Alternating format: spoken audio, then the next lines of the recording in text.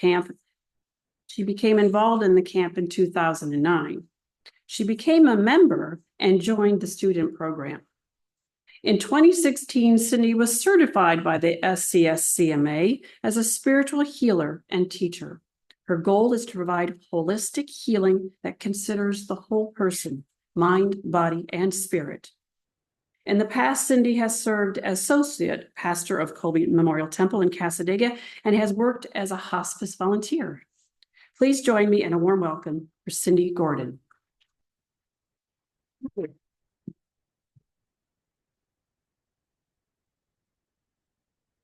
Hi, everybody.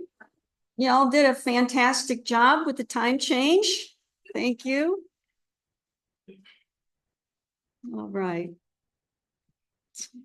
So let's face it, the vast majority perceive their lives to be chaotic, random, out of control, the result of fate, luck, or chance things.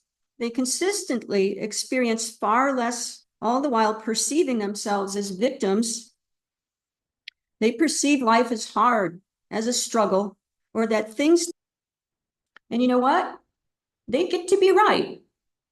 Why do they get to be right? Well, affirm the moral responsibility of the individual, and as he obeys or disobeys nature's spiritual laws out to the universe. You know, we need that understanding of natural law in order to live. Our foundational law of the universe is the law of divine oneness, which highlights the interconnectedness. Senses, every thought, action, and event is in some way connected to anything, and love is the primary creative force in the universe.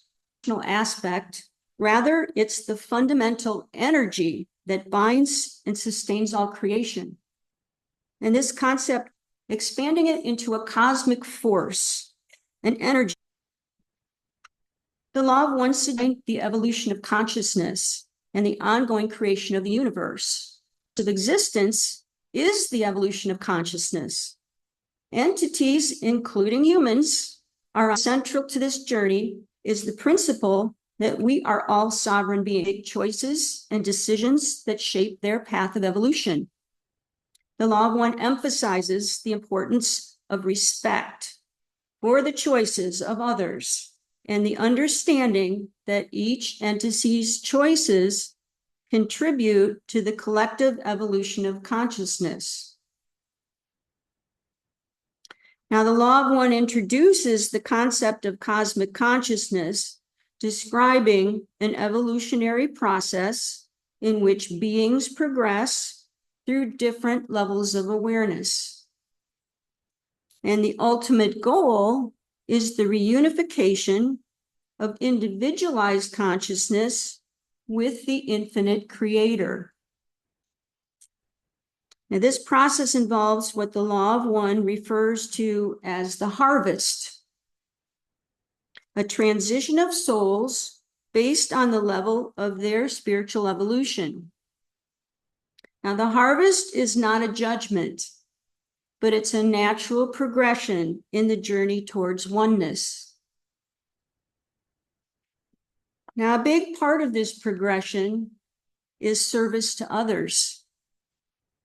The path of service to others involves with acting with love and compassion and considering the well-being of others as equal to our own. The principles of the law of one provide a unique and expansive perspective on the nature of reality and our place within the cosmic tapestry. With its emphasis on unity, love, free choice, and the evolution of consciousness, the law of one offers a spiritual framework that transcends religious and cultural boundaries. And whether one approaches it as a philosophy or as a spiritual guide, the law of one invites individuals to explore profound questions about existence, interconnectedness, and the ultimate nature of the universe. Now, this brings us to what I consider the spin-off of the law of one, which is unconditional love. It is absolutely possible to love unconditionally, but many people simply misunderstand what it means to do so.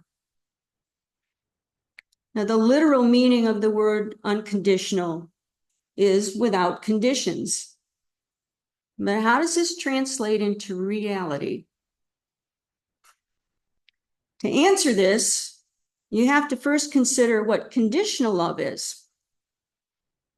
Conditional love is an attachment to and feeling for someone that depends on them behaving in a certain way. At its heart is the premise that the person giving the love, or the lover, does so because they get something back in return. Namely, a response from the person receiving the love, or the beloved, that meets their often unrealistic expectations. Or more accurately, it's the love that relies upon the beloved not acting in a way that the lover finds unacceptable or intolerable. Unconditional love, on the other hand, exists in the absence of any benefit for the lover. It transcends all behavior and is in no way reliant upon any form of reciprocation. It is completely and utterly selfless. And it cannot be given as much as it flows without effort from one's heart, rather than coming consciously from the mind. There really is nothing that can stand in the way of unconditional love. Now, with selflessness comes the ultimate desire to see the beloved flourish and find contentment. It doesn't have to involve any actions on the part of the lover, but it often does. Sometimes it even involves a level of personal sacrifice. But it is the driving force that spurs you on to do whatever you can to help your beloved become the best version of themselves. In order to love someone unconditionally, we must start by loving ourselves in the same way. We must learn to accept who we are without seeking to change. Now, if we insist that change is necessary, we're putting conditions on the love we have for ourselves. Now, this is not to say that change will not take place, but it will be natural, unforced, and unlooked for. Anyone who's chosen the spiritual path will tell you that change happens. It's inevitable, but it does happen naturally. It's not forced. So only when you stop chasing changes in yourself can you begin to love others without their needing to change. And when love is given without condition, it's a sign that you are able to see the very worst in someone and yet still believe that they're worthy of your compassion. It's the part of you that forgives the seemingly unforgivable when no one else is able to. Unconditional love does not judge, and it does not give up on those whom society may deem as immoral or evil. It's really the conviction to see beyond a person's outward flaws, to focus instead on the inner being. Now, a common misunderstanding is the belief that unconditional love requires you to accept whatever your beloved does to you. It is, however, possible for the relationship to have various conditions upon it or certain boundaries, but for the love to have none. You can make a choice to end a relationship because it involves abuse or because your beloved has acted in a way that you just can't stomach. But this does not have to mean the end of your love for them. It's quite possible to still wish the best for them, see the good in them, and accept them as they are. But it may be that you will love them from a distance rather than get caught up in a situation that could be self-destructive. You know, relationships are partnerships between people. A relationship isn't a feeling. It's really not love of any kind. It's merely the vessel in which love can be sustainable with seedship and exist by itself. And this is because unpleasant behaviors of the beloved, to the point where them does not diminish. Surrender to everything. When we accept our as they are, these things and ways of being can no longer impact you or affect you. It's living in the world, but staying above the world, getting out of our own way perspective. You know, many religions and spiritual practices involve the concept source of unconditional love. You have a choice as to whether or not you love them. But if you look upon love is almost inevitable. You know, we here on the earth plane, this three-dimensional existence that endures, and we transition to a completely different existence, this hypnosis, and we enter another, the world of spirit. We are spirit right now and always have been. Now, this is related also to another of our spiritualist principles. We affirm, we'll continue in our principles. Paramahansa Yogananda was a great teacher and yogi from India, all gods. If only you knew it, of God's presence. You must look within. You know, Yogananda gave us many wonderful thoughts and affirmations to help us break this hypnosis. And with all the temptations and restlessness and busyness of the world, it seems like we get stuck here forever, doesn't it? It's hard to break free. But the saving grace is every soul has implanted in it the memory of its oneness with God and the perfect fulfillment that's found in that oneness. Every soul within has that perfect love of God. Always has been with us, always will be with us. It's part and parcel of our being. So in creation, there's two basic forces. There's what is called Maya, this force of delusion that's perpetuating the whole show, and it's based on relativities, where yes, in this world, there's happiness, but there's sorrow. Yes, there's pleasure, but pain. Yes, health, but sickness. Yes, youth, but old age. Life, but death. It never stops. But then there's that other force that's greater, stronger, bigger. And that is love. That cosmic force that's always urging us in subtle ways to walk the higher path, to live a noble life, to give love and compassion to others. You know, for all of us, there's those times when we go through extraordinarily difficult circumstances.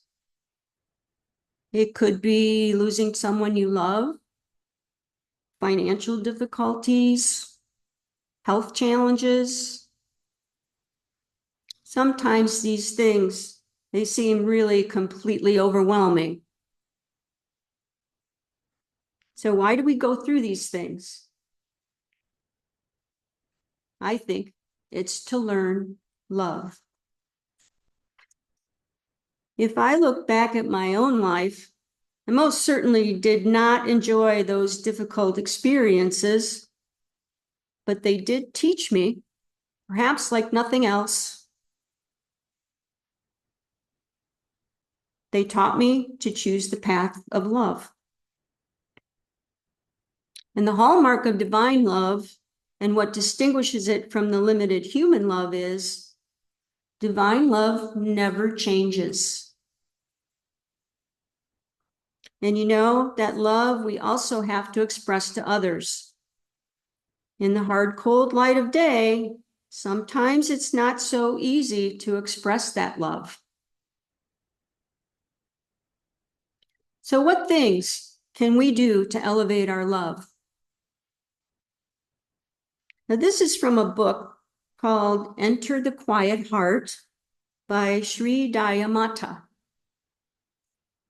She says, learn to love God deeply. If you don't know how, then ceaselessly pray, God, teach me to love you. Give me love. I stand before you with all my frustrations, anguish, sorrows, and disappointments, longing for understanding. Teach me what love is. We only need to ask. And we can't always expect life to be smooth and easy. It's not going to work that way. That's not the nature of it. Life is a school, and when you're in school, you're going to be tested. That's the nature of school. But again, when we allow and surrender to everything, when we accept ourselves, things, and people as they are, these things and ways of being can no longer impact us or affect us.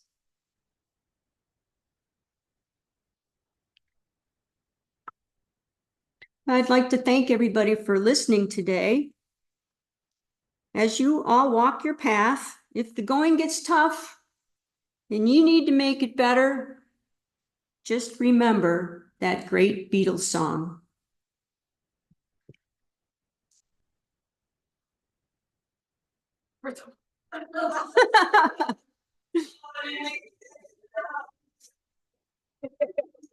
All you need is love. Love is all you need.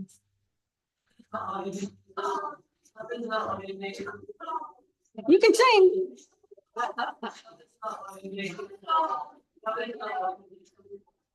Yeah, yeah, yeah.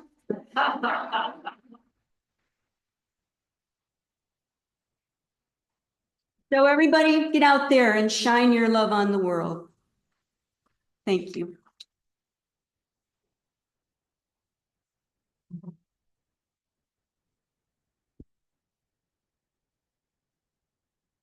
Thank you so much.